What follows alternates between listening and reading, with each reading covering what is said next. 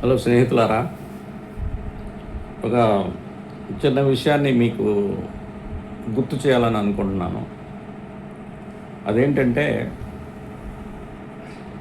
మీ అందరికీ ఇష్టం ఉంటుందో లేదో తెలీదు, బట్ నా మనసులో ఉన్న మాట అయితే చెప్తాను.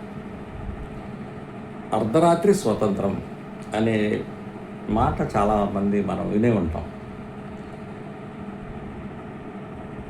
నిజమే, అర్ధరాత్రి స్వాతంత్రం, భారతదేశానికి అర్ధరాత్రి స్వాతంత్రం వచ్చింది. నెహ్రూ గారు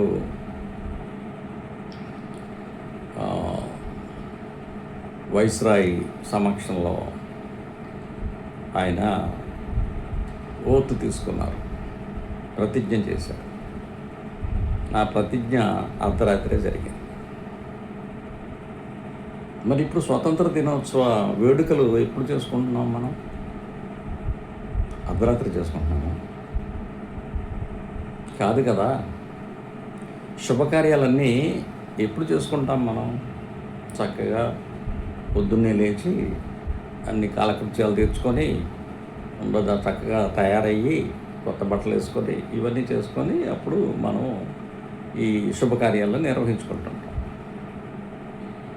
అది ఇప్పుడు రిపబ్లిక్ డే దినోత్సవం, స్వతంత్ర దినోత్సవం, అలాగే జాతీయ దినోత్సవాలు కానీ ఇతర పండుగలు కానీ ఇలాంటివన్నీ కూడా మనం ఉదయం కాలంలోనే చేసుకుంటాం. ఒకవేళ లేదంటే సాయంత్రం పూట చేసుకుంటాం. కానీ ఈ అర్ధరాత్రి స్వాతంత్రం ఏంటి? అర్ధరాత్రి స్వాతంత్రం ప్రపంచం అంతా నిద్రపోతుంటే భారతదేశం మేల్కొందని చెప్పేసి నెహ్రూ గారు ఆ సందర్భంగా ఒక ఉపన్యాసం చెప్తారు. ప్రపంచం అంతా నిద్రపోతుంది. మనకి రాత్రి అయితే వేరే కొన్ని దేశాలకి పగలు. ఇప్పుడు నేను మాట్లాడే టైంకి అమెరికాలో ప్రజలు నిద్రపోతూ ఉంటారు. అంటే ఇది పడమటి గోళంలో ఉన్నటువంటి ప్రజలు నిద్రపోతూ ఉంటారు.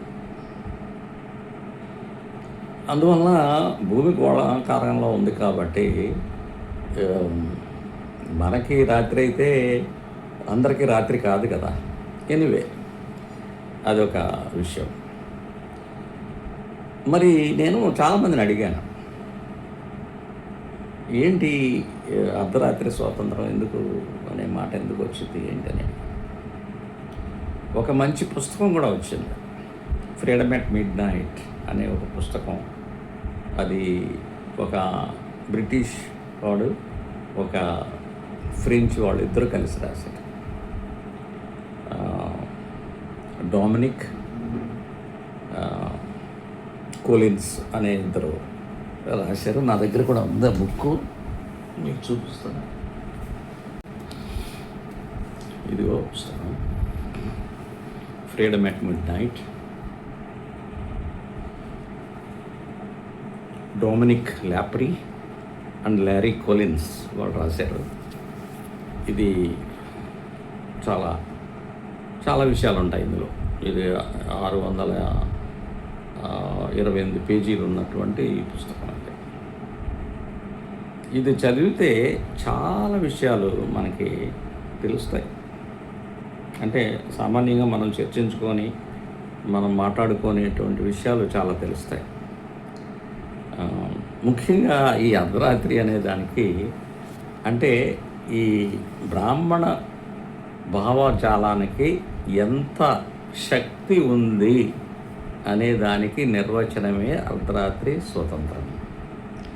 మన పురోహితులు అర్ధరాత్రి చాలా శుభ గడియలు కాబట్టి అప్పుడు మీరు మీ ప్రతిజ్ఞ చేసినట్లయితే దేశానికి శుభం కలుగుతుంది అని చెప్పేసి ఈ వేద పండితులందరూ కూడా నెహ్రూ గారికి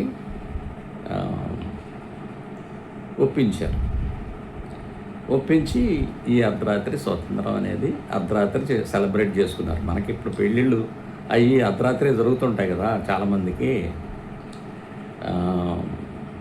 ఎందుకంటే శుభ గడియలు అంటారు. ఆ గడియల్లో చేసుకుంటే శుభం జరుగుతుంది అని వాళ్ళు నమ్మిస్తారు. అదే పద్ధతి ఏకంగా దేశానికి కూడా అప్లై చేశారు.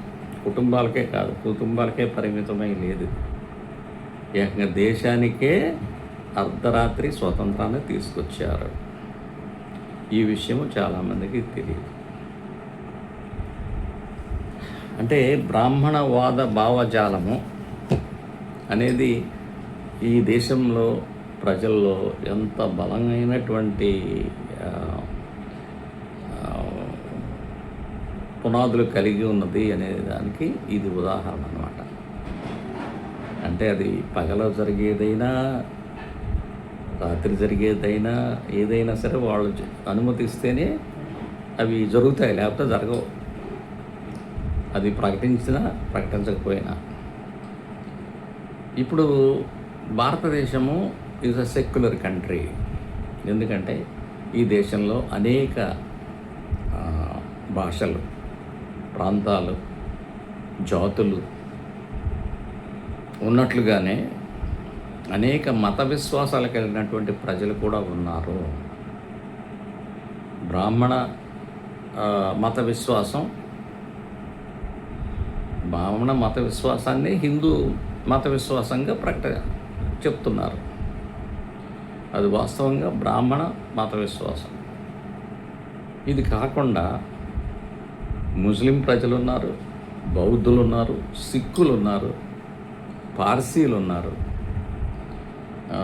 జైనులు ఉన్నారు, క్రైస్తవులు ఉన్నారు. ఇన్ని రకాలైనటువంటి మత విశ్వాసాలు కలిగినటువంటి ప్రజలు ఉండగా ప్రభుత్వ లాంఛన కార్యక్రమాలు, భూమి పూజ అనే పేరు పెట్టేటప్పటికల్లా అక్కడ ఒక పురోహితుడు తయారవుతాడు. అదేం న్యాయం అది? అసలు భూమి పూజ కార్యక్రమానికి లేకపోతే ఒక ప్రారంభోత్సవానికి ఒక పురోహితుడికి ఉన్న కనెక్షన్ ఏంటి? ఇదేమన్నా రాజ్యాంగబద్ధమా? ఏ సిద్ధాంతం ప్రకారం వీళ్ళ పురోహితులతో జరిపిస్తారు అనంటే, ఇంకా ప్రతి విషయంలోనూ ఈ వీళ్ళ యొక్క ప్రమేయం లేకుండా వీళ్ళ ఒక అడుగు కూడా ముందుకు వేయగలిగే దమ్ము, ధైర్యము లేదు. అది ఎక్కడా, దాని ప్రస్తావన ఎక్కడా చెప్పకపోయినా కూడా నిరాటంకంగా జరుగుతున్నది ఇదే. అన్ని ప్రభుత్వ కార్యాలయాల్లోనూ పూజలు. దసరా వచ్చిందంటే దసరా పూజలు చేస్తూనే ఉంటారు. ఎవరు చెప్పారు దసరా పూజలకు ఆఫీసుల్లో చేసుకోవాలని? నేను సర్జన్ సార్, దసరాకి మామూలు ఇవ్వండి సార్. ఎందుకయ్యా? మనము ఆయుధ పూజ చేయాలి సార్. అవునయ్యా, ఆయుధాలు పట్టుకునేవాడిని నేనైతే నువ్వు పూజ చేయడం ఏంటి? ఆయుధాలు పట్టుకునేవాడిని నేనే కదా, నాకు అవసరం లేదు, మీకెందుకు పూజ చేస్తారు అని అంటే, లేదు సార్, అది అంతే సార్, మనం చేయాల్సిందే సార్ అంటారన్నమాట.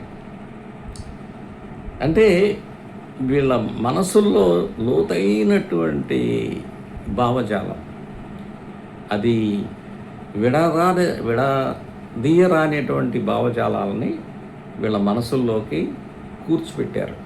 అంటే నేనేమంటానంటే జనరల్గా ఇది మాలిక్యులర్ స్ట్రక్చర్ అంటాను.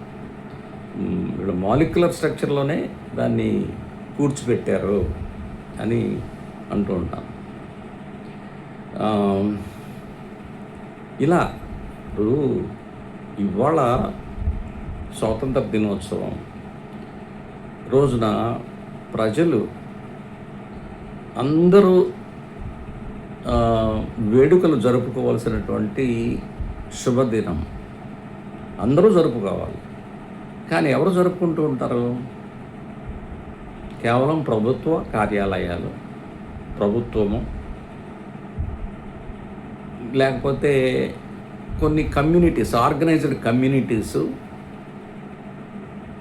పాఠశాలల్లోనూ జరుగుతుంది తప్ప ఊళ్ళల్లో మనం దీపావళి ఫెస్టివల్ చేసుకున్నట్టుగా, లేకపోతే వినాయక చవితి ఫెస్టివల్ చేసుకున్నట్టుగా, సంక్రాంతి ఫెస్టివల్ చేసుకున్నట్టుగా దసరా ఫెస్టివల్ చేసుకున్నట్టుగా చేసుకోరు కదా, ప్రజలు చేసుకోరు, ప్రభుత్వాలు చేసుకుంటారు. అంటే ఏంటి, స్వాతంత్రం అనేది ప్రభుత్వానికి వచ్చిందా, ప్రజలకు వచ్చిందా? ప్రజలకే కనుక స్వాతంత్రం వచ్చినట్లయితే ప్రజలు సెలబ్రేట్ చేసుకోవాలి కదా, ప్రతి ఇంట్లోనూ సెలబ్రేట్ చేసుకోవాలి కదా. ఎందుకు సెలబ్రేట్ చేసుకోవట్లేదు? అసలు గుర్తు కూడా లేదు. నేను ఒకసారి ఒక రోజున నా పేషెంట్లని 30 మందిని డిశ్చార్జ్ చేస్తున్నాను. అది ఆ రోజు ఆగస్టు 15. నా పేషెంట్ని అడిగాను, అరే ఈరోజు చాలా శుభదినము, ఆ శుభదినం ఏంటి అని అడిగాను. 30 మందిలో ఒక్కళ్ళు కూడా ఈరోజు స్వాతంత్ర దినోత్సవం సార్ అని చెప్పలేదు. నేను 4-5 సార్లు రెట్టించి అడిగాను, అప్పుడు కూడా ఎవరో చెప్పలేదు. అంటే వాళ్ళ మనసుల్లో అది లేదు. వాళ్ళు నువ్వు నీ డేట్ ఆఫ్ బర్త్ ఎంత బాబు అంటే, నాకెట్ తెలుసు బాబు అంటారు. ఏదో సంక్రమణం ముందుని, సంక్రమణం వెనకాలని ఇలా చెప్తూ ఉంటారు అన్నమాట. అంటే ప్రజలు ఇంతకన్నా ఏమి ఉదాహరణ కావాలి? వాళ్ళకి వాళ్ళ పుట్టినరోజు తెలియదు, స్కూల్లో మాస్టర్ వేస్తాడు, ఆయనకి అది ఎప్పుడు వేస్తాడు, ఆయన స్కూళ్ళు రీఓపెనింగ్ అయ్యేటప్పుడు జూన్ నెలలో వేసేస్తాడు. జూను ఆగస్టు నెలల్లో ఎక్కువ మంది డేట్ ఆఫ్ బర్త్ ఉంటాయి చూడండి పాత రోజులు.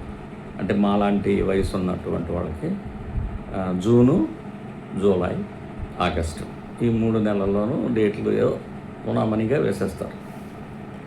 ఎందుకంటే ఆ డేట్ ఆఫ్ బర్త్ని పేరెంట్స్ పోయి చెప్పరు, వాళ్ళకి తెలియదు, వాళ్ళకి గుర్తులేదు, ఇంత అధ్వానంగా ఉంటుంది. దీని అంతా కారణం ఏంటి? విద్య లేకపోవడం. సో విద్య అనే విషయం దగ్గరికి వచ్చేటప్పటికీ మన ప్రభుత్వాలకి ఏ పార్టీ చిత్తశుద్ధి నిజంగా లేదు. సో స్వతంత్ర దినోత్సవ వేడుకల సందర్భంగా విద్య గురించిన ఉపన్యాసాలు చెప్పుకోవడం అనేది చాలా అవసరం. విద్య మీద నేను ఇంకా కొన్ని చేస్తాను, ఎక్కడ లోపం ఉంది ఏంటి అనే విషయం మీద. మన విద్య, ఈ మాట నాకు చాలా ఇష్టమైన మాట ఏంటంటే, హ్యూమన్ రిసోర్స్ని రియల్ స్ట్రెంగ్త్ ఏంటంటే ఇట్స్ నాట్ ఇది వాటర్ ప్లేన్స్ కాదు. వాటర్ ప్లేన్స్, ట్యాంకులు ఇవన్నీ వాటిని తయారు చేసేది కూడా మనుషులే కదా, వాటిని తయారు చేసేది మనుషులే, వినియోగించేది మనుషులే. కాబట్టి ఎప్పటికైనా మానవాభివృద్ధే అభివృద్ధి. ఆర్థిక అభివృద్ధి మానవాభివృద్ధి అంటే కుదరదు. లేకపోతే ఏదో ఒక 100 మందిని చూపించి భారతదేశం చాలా అభివృద్ధి చెందిపోయింది, వాళ్ళ డబ్బుల్ని చూపించి ఇవన్నీ చెప్తూ అంటే అది ఎంత అసందర్భమైనటువంటి చర్య, అది మోసపూరితమైనటువంటి ప్రజెంటేషనే. అందుచేత మనము విద్య విషయంలో చాలా చర్చ జరగాలి, చాలా అంటే చాలా జరగాలి. అది అన్ని స్థాయిల్లోనూ జరగాలి. కుటుంబ స్థాయి దగ్గర నుంచి, గ్రామ స్థాయి దగ్గర నుంచి, పాఠశాల స్థాయి దగ్గర నుంచి, యూనివర్సిటీలు, కాలేజీలు, పార్లమెంటు, అసెంబ్లీలు ఇవన్నీ చోట్ల జరగాలి. అందుకనే ఇవాళ మన దేశానికి ఉన్నటువంటి అతిపెద్ద డిసడ్వాంటేజ్ ఏంటంటే lack of skilled man power. ఇది విషయాన్ని మనం గుర్తుపెట్టుకోవాలి. ఈ స్వాతంత్ర దినోత్సవ సందర్భంగా మనము మన హ్యూమన్ రిసోర్స్ని డెవలప్ చేయడం ఎలాగా అనే దాని మీద మనము ఆలోచన చేద్దాము, చర్చ పెట్టుకుందాము. సో హ్యూమన్ రిసోర్స్ని డెవలప్ చేయడానికి ప్రయత్నం చేద్దాము. ఈ మెసేజ్తో నేను సెలవు తీసుకుంటాను.